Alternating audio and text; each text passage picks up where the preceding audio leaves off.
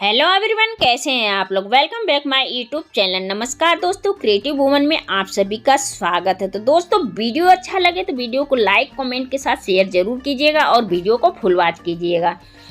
तो चलिए दोस्तों, पहले ट्रिक इस तरह से हम देख लेते हैं कि हम जब भी सोने से पहले अपने किचन को बिल्कुल क्लीन करके सोते हैं।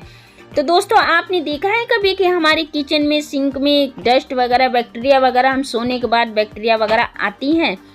तो इस तरह से आपने देखा है? तो देखिए नहीं। तो हमें करना क्या है, इस तरह से हमें सोने से पहले हमें कीटाणुओं से बचाना है, अपने आप को बचाना है। तो देखिए इस तरह से जब हम सो जाते हैं, लाइट बंद कर देते हैं, तो कॉकरोच वगैरह ज़्यादा आते हैं। तो देखिए हमें लेना है एक गिलास, और गिलास में मैंने आधा चम्मच चाय पत्ती डाल दिया है, और चाय पत्ती में मैं डालूंगी गर्म पानी।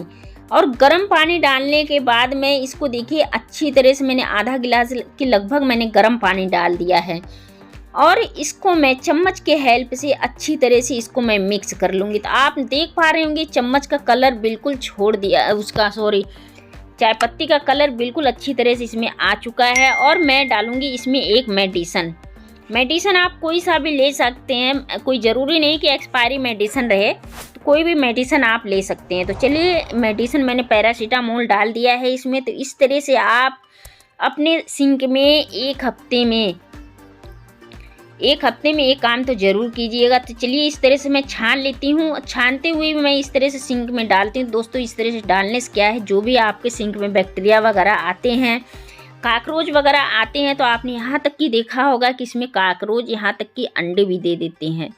तो आप देख पा रहे होंगे इसी तरह से अंडे भी दे देते हैं। तो बिल्कुल इसमें आएंगे नहीं। बिल्कुल आपका ये जो मेडिसिन वगैरह मैंने डाला है ना, बिल्कुल इससे जो बैक्टीरिया वगैरह है बिल्कुल इसमें मर जाएंगी। जी हाँ दोस्तों। तो चलिए दोस्तों, बढ़ते हैं अगले ट्रिप की तरफ। अगला ट्रिप इस तरह से हमारे प्याज को लेके। तो दोस्तों, इस तरह से जब भी हम प्याज छीलते हैं, आपने देखा है कि जब भी हमें ढेर सारा प्याज कभी छीलना होता है, गर्मियों का दिन आ गया है, तो हम कभी पंखे में लेके छीलते हैं इस तरह प्याज। तो क्या है कि छीलने से प्याज हमारे कभी इधर उधर बिखरते रहते हैं और उड़ते रहते हैं। तो गर्मियों में हम ज़्यादातर प्याज जब भी छीलते हैं ना, तो इधर उधर छिलके भी उड़ते हैं और बहुत ज़्यादा प्रॉब्लम होता है। या तो आपको प्याज छीलना है तो आप 1 से 1.5 किलो जो भी प्याज छीलना है, आपको इस तरह से फ्रिज में रख दीजिए। फ्रिज में प्याज रखने के बाद ही तब छीलेंगे, तो इस तरह से आपके आँखों में भी प्याज नहीं लगेगा। तो दोस्तों, इस तरह से जब भी हम गर्मियों के दिन में पंखे में बैठ के प्याज को छीलते हैं ना, तो इस तरह से प्याज का छिलक उड़ता रहता है और बहुत ही प्रॉब्लम होता है छीलने में। और हम इसका छिलका ही समेटते रहते हैं, इधर उधर सारे छिलका ही बिखर जाता है, उड़ता रहता है। तो दोस्तों, इस तरह जब भी आप प्याज छीलते हैं ना, इस तरह प्याज को नहीं छीलिएगा। तो देखिए, आपको लेना है कटोरी में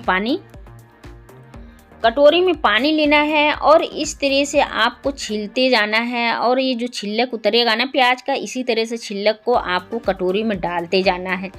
तो क्या है ना दोस्तों, इस तरह से छिलक गीला रहेगा, तो इस तरह से आपका ये छिलक उड़ेगा नहीं। आप पंखे में भी बैठ के छीलेंगे ना, तब भी ये छिलका इसका प्याज का उड़ने वाला नहीं है।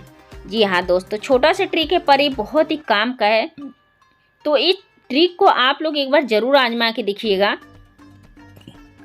तो देखिए, मैंने पानी में छीला हुआ है। इस तरह से क्या है, इसका छिलक भी इसी में पानी में नम हो जाएगा, तो ये बिल्कुल नहीं उड़ने वाला है। तो दोस्तों, इस तरह से कभी आपको अगर पंखे में छीलना है, तो ये ट्रिक छोटा सा है पर बहुत ही काम का है। ये ट्रिक आप लोग आजमा सकते हैं। इस तरह से 1 से 2 किलो प्याज आप छील के दूर हट जाएंगे, और ना ही आपको प्रॉब्लम होगी। तो चलिए दोस्तों, बढ़ते हैं अगले ट्रिप की तरफ। अगला ट्रिप इस तरह से हमारे भिंडी को लेके है। तो दोस्तों, इस तरह से भिंडियाँ खाना हम सभी को पसंद रहता है। तो देखिए, जब भी हम मार्केट वगैरह जाते हैं, तो आपने देखा होगा, गौर करा होगा कि इसमें भिंडियाँ 2 क्वालिटी की आती है। तो 2 क्वालिटी की भिंडियाँ आती हैं। तो एक तो हमारी जब सब्जी बनाते हैं चिपचिपा हो जाता है, और एक की सब्जी बिल्कुल फ्रेश रहता है। तो देखा है आपने, जो इस तरह से हम भिंडी तोड़ते हैं, वो जो बिल्कुल डायरेक्टली टूट जाता है, वो भिंडी तो अच्छी रहती है, ठीक रहती है। जो भिंडी यहाँ से टूटती नहीं है, वो भिंडी को नहीं लेना चाहिए, उस भिंडी को नहीं लेना चाहिए। तो देखिए, हमारी भिंडी सारी टूट रही है, तो यानी कि ये भिंडी ठीक है। तो आपने देखा होगा कभी कभी ऐसी होती, कड़ी भिंडी रहती है, ऊपर से टूटती नहीं है।